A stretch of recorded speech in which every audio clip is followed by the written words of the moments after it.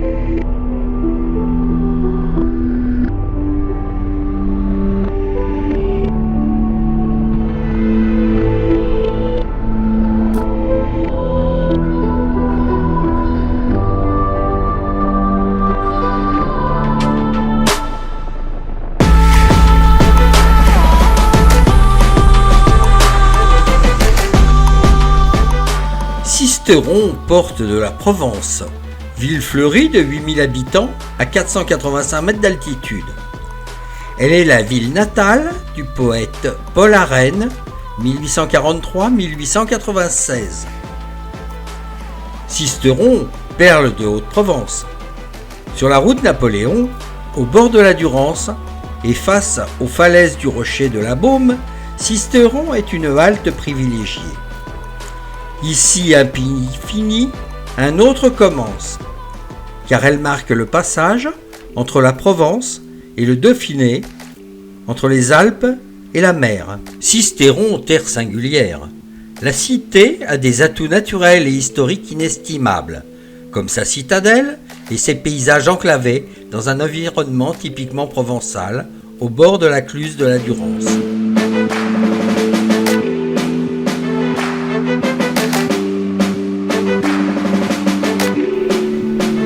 L'ancienne cathédrale Notre-Dame et Saint-Tirce, ou plus communément appelée Notre-Dame des Pommiers, altération du mot pomerium désignant l'espace entre les habitations et les remparts, mêle harmonieusement art roman et architecture lombarde.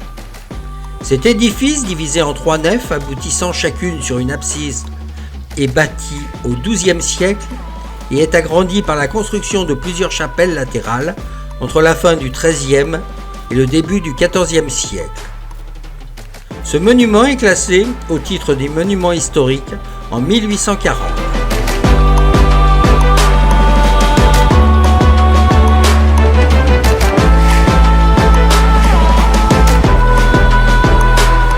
La citadelle de Sisteron, joyau culturel de la Haute-Provence.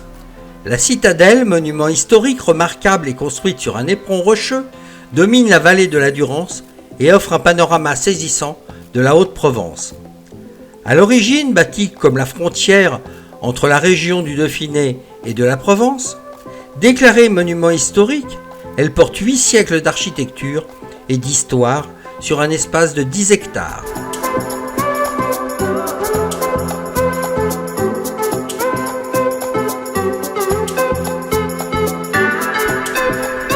Le rocher qui porte la citadelle a de tout temps été fortifié. Il ne reste rien de l'oppidum romain, pas davantage du château fort du Moyen-Âge, fait de palissades et de tours précaires. La forteresse qui couronne la ville aujourd'hui est un ensemble d'ouvrages d'époques très diverses, fruit de modernisation et de reprises successives. Le rempart supérieur ou chemin de ronde, ponctué d'un puissant donjon, date du XIIIe siècle, voire XIIe. 2 autres tours s'y élevaient, arasées pour l'une à l'ouest, abaissées pour l'autre. À cette ligne de couronnement, on a adapté au XVIe siècle, après les dommages des guerres de religion, au nord et au sud un étagement d'ouvrages bastionnés auquel venait s'attacher le rempart en serrant la cité depuis le XIVe siècle.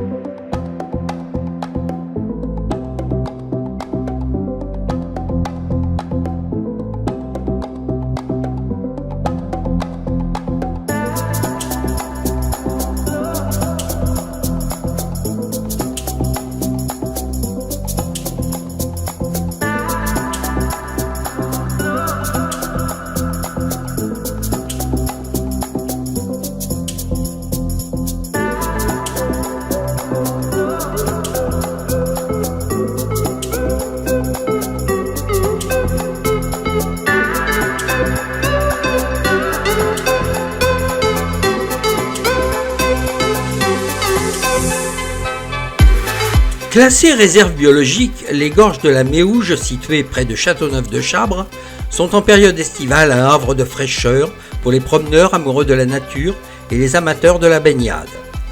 Au printemps ou après de fortes pluies, les eaux de la Méouge attirent également les kayakistes.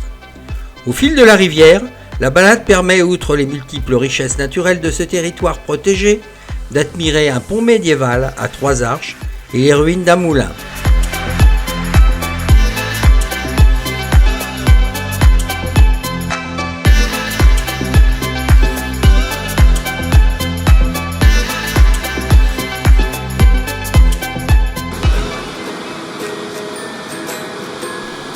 Gorge profonde et sinueuse, entourant un torrent fougueux qui bondit en cascade, forme des tourbillons, des trous d'eau, des plages de galets polis, des réservoirs naturels.